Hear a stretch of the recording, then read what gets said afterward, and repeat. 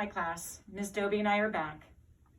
Our book today, the very first Thanksgiving Day, is a book about how Thanksgiving came to be, why it came to be, and why the word thanks is in the holiday name of Thanksgiving.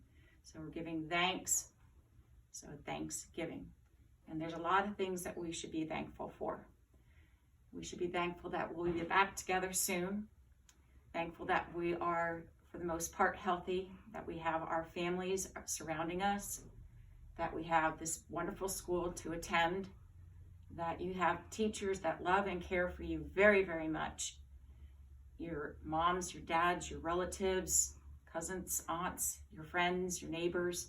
We may not be all together in the traditional way that we are accustomed to, but class, we'll be back together soon, and we'll be able to give our air hugs again. And Miss Dobie and I are air hugging all of you, and we really, really sincerely feel the void when you're not here at school. There's just an emptiness. It's like a zero. We have a zero happening right now, and we need those air hugs sent our way. So maybe you can give us one, send it to us now, and just give a big old air hug. We appreciate it. Before we get started on our book, there are some vocabulary words I just wanted to go over with you really quick. To gather something is to bring it together. It could be you're bringing together all the apples that are laying in the yard. You could be bringing together all the acorns that are on the playground. You could be gathering up something from the vegetable garden. You could even be collecting people and friends and gather together. Steadfast, which is reliable, constant. It's always there. It's not going to go away. It's not going to fade. It's not going to get weak. It's a steadfast. It's going to be with you. Then we have toiled, and that's to work very hard. And if you are a leadership role, then you work very hard. You toil over making the right choices in your life and for your friends and toward your family and your community. So you toil at being a leader. Shelter, and that shelter is protection from things maybe outside, like weather, bugs, animals. Shelter, it's something that protects us. And we could have shelter of a tent or our home, the shelter of a car, the shelter of loved ones. There's different ways you can shelter each other. Harbor, and that in this case is a place where the big ships come.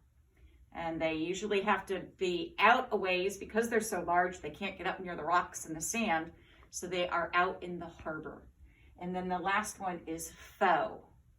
And a foe is an enemy, someone that does not have our best interest at heart would be a foe.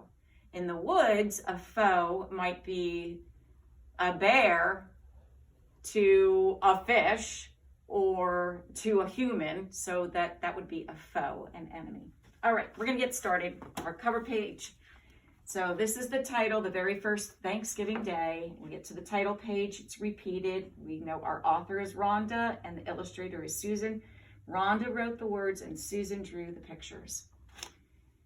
And this is just a scene of where they are harvesting things, and you can see a big fence here. And that is what they used to put up to keep out their foes. And so their enemies or animals that could harm them, and they would build their villages inside of these big barracks compounds. This is the very first Thanksgiving Day. This is the food gathered and blessed, the corn and sweet berries, the turkey all dressed, shared on the very first Thanksgiving Day.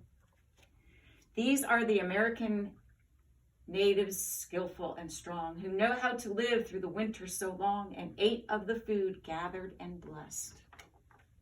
Now they're very different.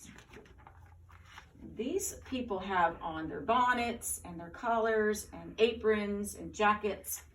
And the Native Americans, they were dressed in ways that were things taken from animals for their skins, and things from nature. They did not dress the same way that the Pilgrims did, but the Native Americans had more of a natural way of living.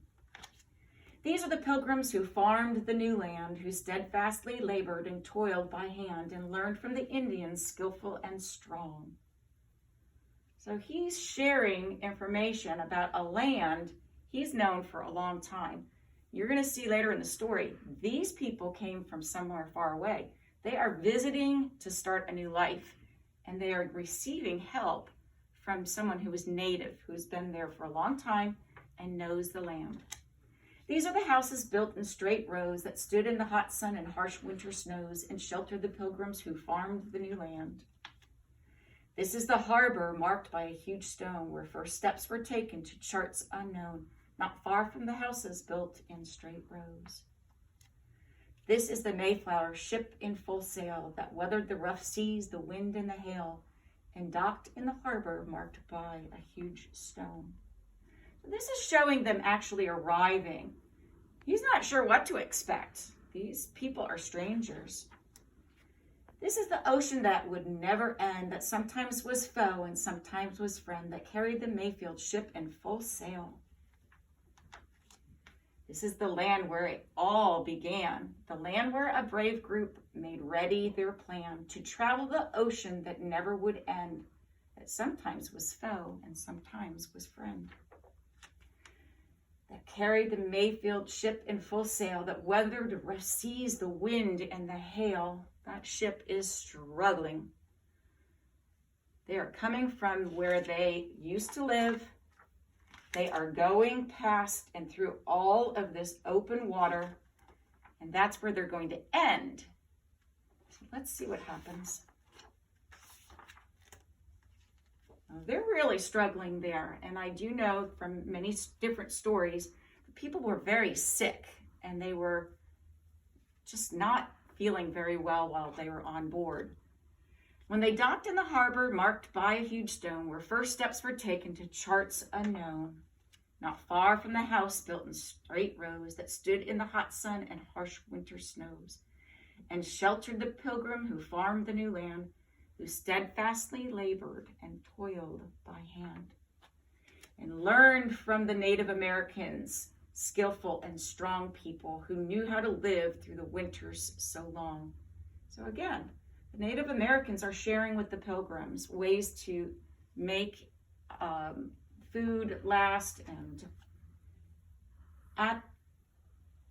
ate of the food, gathered and blessed the corn and sweet berries, the wild turkey dressed. There is that first Thanksgiving, and you have your pilgrims and your Native Americans, and they are all breaking bread together to give thanks that they survived and shared on the very first Thanksgiving Day.